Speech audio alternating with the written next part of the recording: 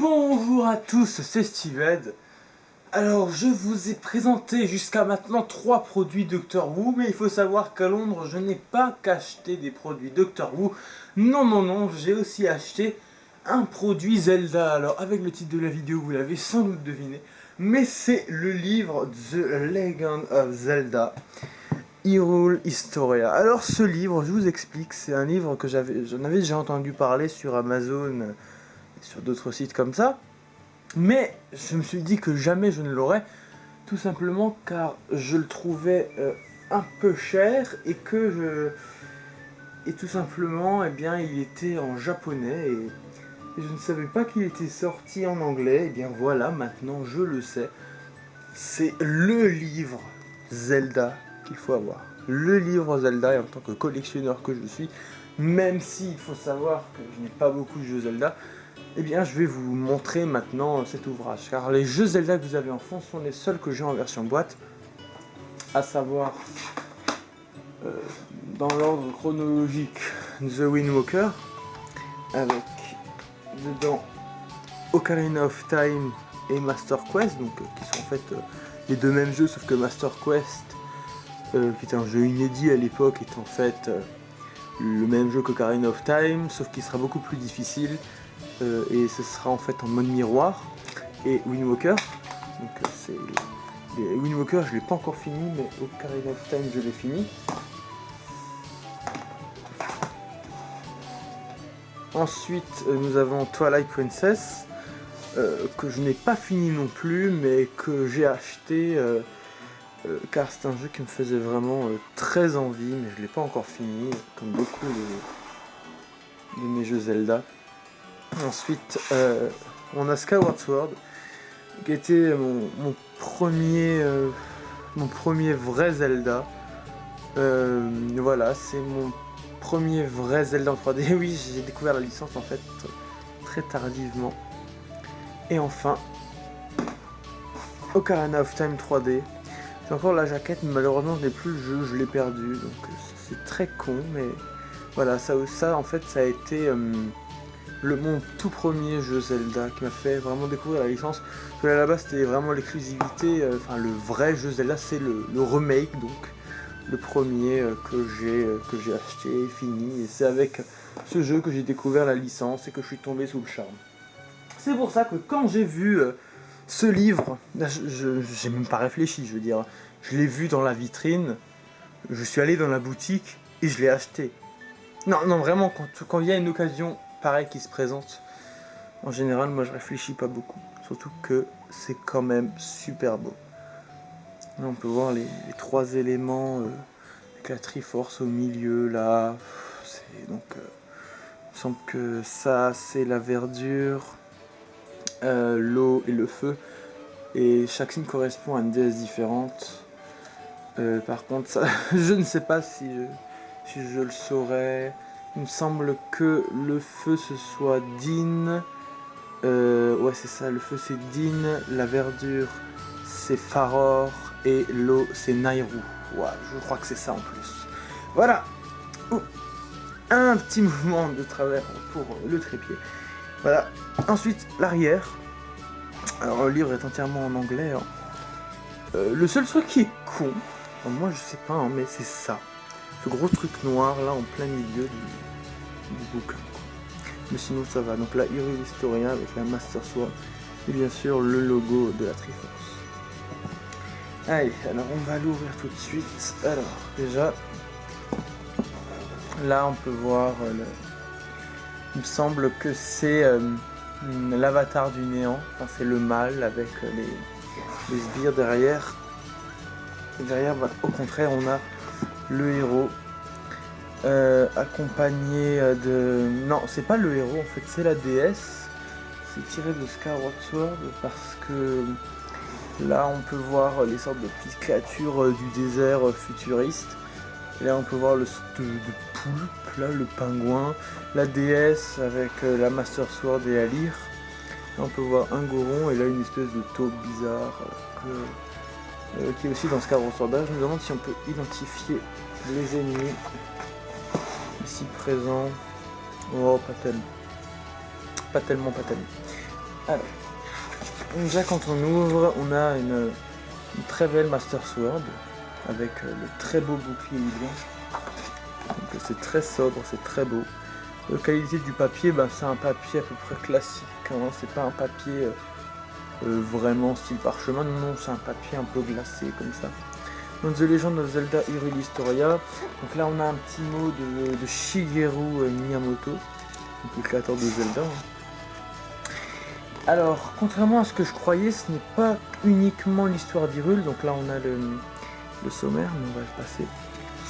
Ce n'est pas seulement l'histoire d'Hyrule, en fait, ça va être beaucoup de fan art aussi. Donc là on a... Je parle de fan art, qu'est-ce que je suis con. Des illustrations, des concept art, voilà, c'est ça, des fan art. Donc, la première partie du livre, donc, qui va aller jusqu'à la page 66, en fait, ça va être des artworks et en fait tout un tas de dessins uniquement dédiés à Skyward Sword.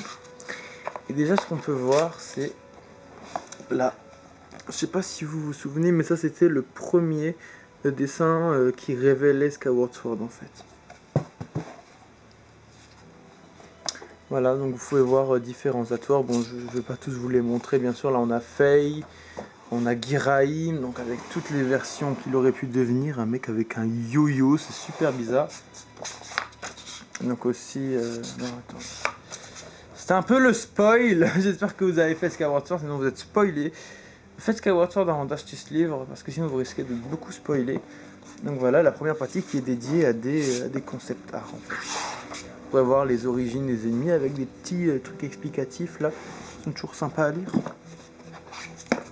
Ensuite, la deuxième partie du livre, il faut que je retrouve la page. Voilà. Donc après une très belle illustration des 25 ans de Zelda, là on va vraiment sur l'histoire d'Hyrule. Et c'est là en fait où la chronologie de la série est dévoilée, même si elle est disponible sur internet depuis très longtemps, avec toutes les explications. Et en fait, l'histoire d'Hyrule, c'est vraiment une histoire qui est très compliquée, contrairement à ce qu'on pourrait penser, car toute cette partie-là, en fait, donc vous voyez, toute cette partie-là va être dédiée entièrement à l'histoire d'Hyrule. Et en fait, ça va expliquer chaque jeu, les quelques easter eggs qu'on peut trouver dans chaque jeu, le rôle des différents personnages dans la série, qui ils représentent d'une série à l'autre, enfin bref. Encore la caméra qui a un peu bougé. Donc c'est vraiment super sympa. Ensuite, après, on rentre dans la prochaine partie du livre. Attendez. Voilà.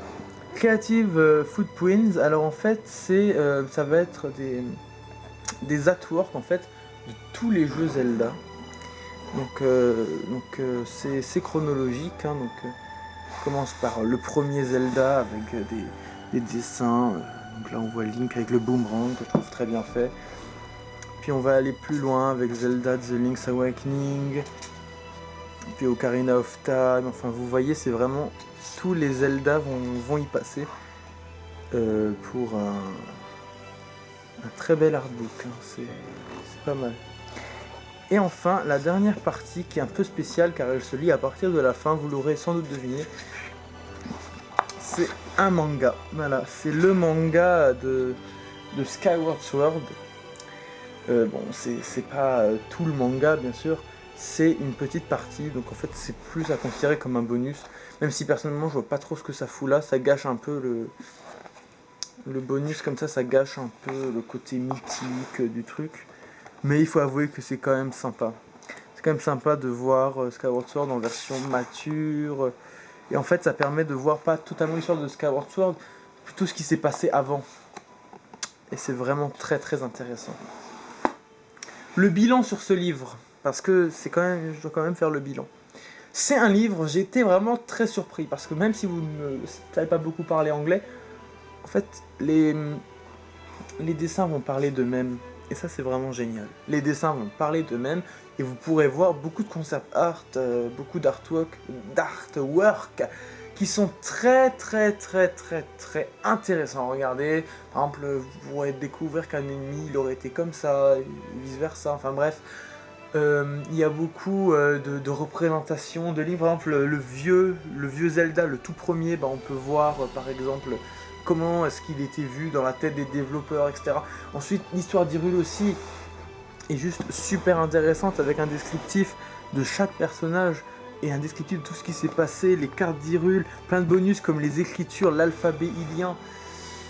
Le seul reproche que je pourrais faire, c'est que le livre est un peu trop centré sur Skyward Sword et ils auraient dû faire que chaque volet de la série apparaisse de manière équitable. Et pas que concentrer l'attention sur Skyward Sword, c'est un peu l'impression que j'ai. Mais ce n'est vraiment pas grave car je suis super content de ce livre. Je ne l'ai pas encore lu parce qu'il est juste énormissime. Le prix, parce que oui, il y a un prix. Je l'ai payé, moi personnellement je l'ai payé 25 livres, et on peut voir qu'il coûte 35$. Voilà. Il ne sera pas traduit en français, du moins à ma connaissance. Ils disent qu'en japonais et en anglais, prenez la version qui vous correspond le mieux, même si la majorité prendra la version anglaise, je pense. Voilà, donc je suis très satisfait de mon voyage en Angleterre, hein, voilà. Écoutez, je suis aux anges, sérieusement là je suis aux anges. Alors à bientôt pour une prochaine review d'un truc con, d'un livre, d'un goodies Doctor Who, enfin bref. Rendez-vous pour une prochaine review, n'oubliez pas de laisser un commentaire constructif, de me poser des questions sur le bouquin si vous en avez. Parce que oui, si vous avez des questions, posez-les. N'hésitez pas je ne vais pas vous demander d'aimer la vidéo ou pas, hein, ça c'est vous qui ferez le choix, mais si jamais vous voulez vraiment suivre la chaîne et pas revenir constamment, eh bien vous pouvez vous abonner, il y a un petit bouton en dessous qui est très sympathique, qui n'attend uniquement votre clic. Voilà, voilà. Bon, bah à la prochaine pour une prochaine vidéo review. A plus.